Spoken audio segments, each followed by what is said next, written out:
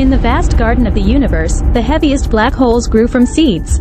Nourished by the gas and dust they consumed, or by merging with other dense objects, these seeds grew in size and heft to form the centers of galaxies, such as our own Milky Way. But unlike in the realm of plants, the seeds of giant black holes must have been black holes, too. And no one has ever found these seeds, yet. One idea is that supermassive black holes, the equivalent of hundreds of thousands to billions of suns in mass, grew from a population of smaller black holes that have never been seen.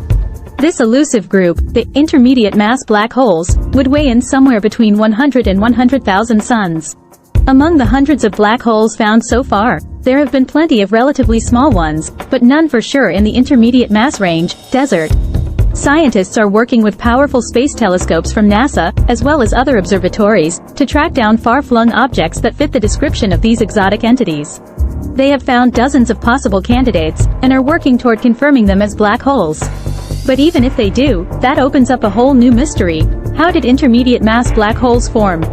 What is fascinating, and why people have spent so much time trying to find these intermediate mass black holes, is because it sheds light on processes that happened in the early universe. What were the masses of relic black holes? Or new formation mechanisms for black holes that we haven't thought of yet, said Fiona Harrison, professor of physics at Caltech in Pasadena, California, and principal investigator for NASA's NuSTAR mission. Black Hole 101. A black hole is an extremely dense object in space from which no light can escape. When material falls into a black hole, it has no way out. And the more a black hole eats, the more it grows in both mass and size. The smallest black holes are called stellar mass, with between 1 and 100 times the mass of the Sun. They form when stars explode in violent processes called supernovae.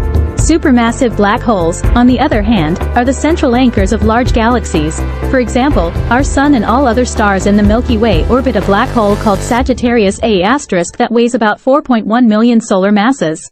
An even heavier black hole, at a whopping 6.5 billion solar masses, serves as the centerpiece for the galaxy Messier 87, M87. M87 supermassive black hole appears in the famous image from the Event Horizon Telescope, showing a black hole and its shadow for the very first time. This shadow is caused by the event horizon, the black hole's point of no return, bending and capturing light with its strong gravity.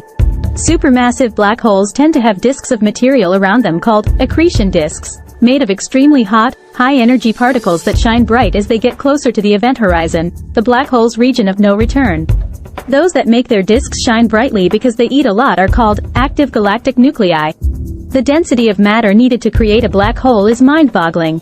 To make a black hole 50 times the mass of the Sun, you would have to pack the equivalent of 50 suns into a ball less than 200 miles, 300 kilometers, across. But in the case of M87's centerpiece, it is as though 6.5 billion suns were compressed into a ball wider than the orbit of Pluto. In both cases, the density is so high that the original material must collapse into a singularity, a rip in the fabric of space-time. Key to the mystery of black holes' origins is the physical limit on how fast they can grow. Even the giant monsters at the centers of galaxies have limitations on their feeding frenzies, because a certain amount of material is pushed back by the high-energy radiation coming from hot particles accelerated near the event horizon. Just by eating surrounding material, a low-mass black hole might only be able to double its mass in 30 million years, for example.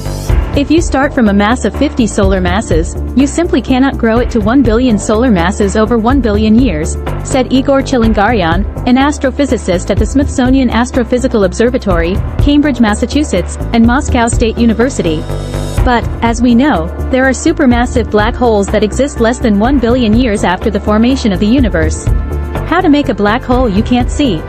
Early in the universe's history, the seed of an intermediate mass black hole could have formed either from the collapse of a large, dense gas cloud or from a supernova explosion.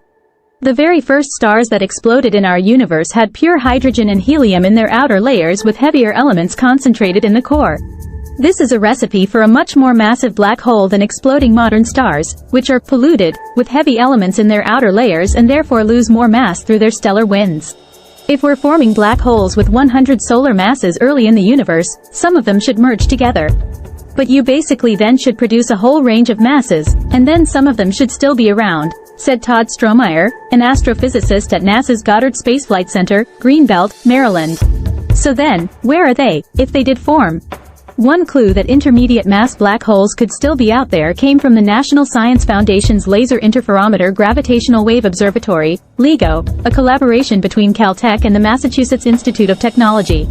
LIGO detectors, combined with a European facility in Italy named Virgo, are turning up many different mergers of black holes through ripples in spacetime called gravitational waves.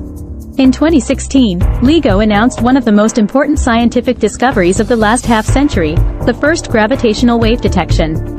Specifically, the detectors based in Livingston, Louisiana, and Hanford, Washington, picked up the signal of two black holes merging. The masses of these black holes, 29 and 36 times the mass of the Sun, respectively, surprised scientists. While these are still not technically intermediate mass, they are large enough to raise eyebrows. It's possible that all of the intermediate mass black holes have already merged, but also that technology hasn't been fine-tuned to locate them. So where are they? Looking for black holes in the intermediate mass desert is tricky because black holes themselves emit no light. However, scientists can look for specific telltale signs using sophisticated telescopes and other instruments. For example, because the flow of matter onto a black hole is not constant, the clumpiness of consumed material causes certain variations in light output in the environment.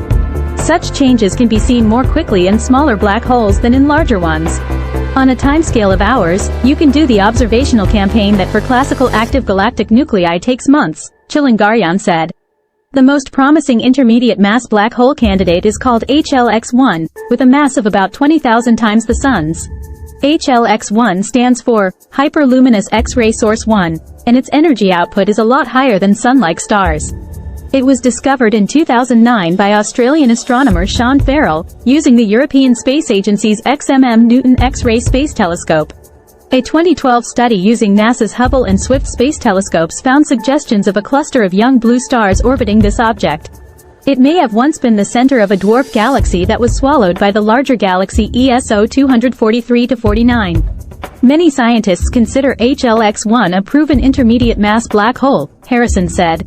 The colors of X-ray light it emits, and just the way it behaves, is very similar to a black hole, Harrison said.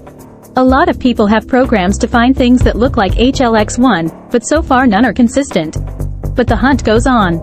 Less bright objects that could be intermediate mass black holes are called ultraluminous X-ray sources, or ULXs. A flickering ULX called NGC 5408X-1 has been especially intriguing to scientists looking for intermediate mass black holes.